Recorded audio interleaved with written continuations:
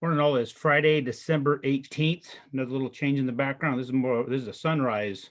So you're seeing the haze in the orange haze in the background from it coming up from the other side of the camp. This was from the shot on the last background. So, camp this last weekend when we were doing our shooting for the initiative.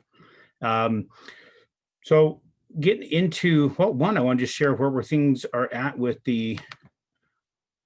our campaign. So it looks like we've got a few more donors coming in. We just sincerely appreciate those who are taking up the cause as well and feeling inspired to go and donate to the cause that we're working to try and help those who are putting their lives and their time on the line to rescue those who are being exploited, that are being trafficked for whatever reason that's going on. The slavery that's happening in our world is rampant, and we want to encourage many to jump in with us. And I'm just grateful Security National backing me up on this, supporting me on this, and partnering with me on this, that we are able to contribute for every transaction we close to the branch. And let's get into the market. Still seeing a lot of good stuff happening out there as far as the market is concerned. Yesterday, we had seen it open up really, really well, and then we lost all those gains really quickly. And it's kind of interesting.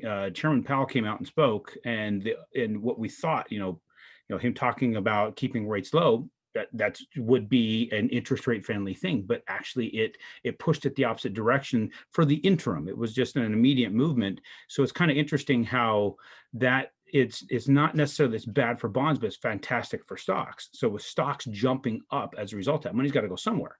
So when you think about what we've talked in the past about the 30-year fixed loan and what's going on with the people putting that money up, and in this situation where whoever's putting up their capital and the 3% coupon is getting 3% return on their money. You may be paying somewhere in the high threes on the interest because of all the steps in the middle from that bond pull to you, but that person's only making 3% interest.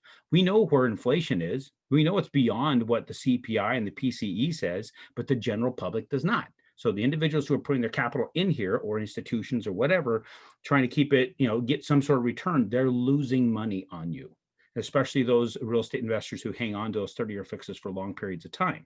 So when they're in some sort of news like what was dropped yesterday, that they're going to keep rates low, they're going to run over stocks, they sold their positions off to go into something else where they should hopefully make more money. Why tie up money in an asset that pays negative, basically negative, when they go into something else, potentially get some sort of compound growth?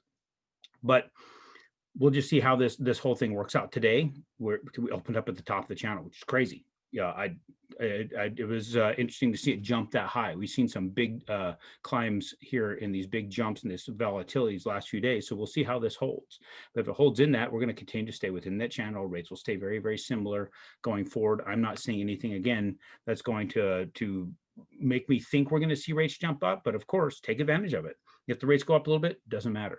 They go down a little bit, it really doesn't matter. It's just opportunity. Continue to expose the opportunities available to you and take advantage of them. Action is what you've got to be able to take. You've got to have your plan. You got to have your baselines. You got to go know what properties have to meet what criteria for you to move forward, because we know the market, as far as the rates are concerned and the financing is concerned, that's pretty much set.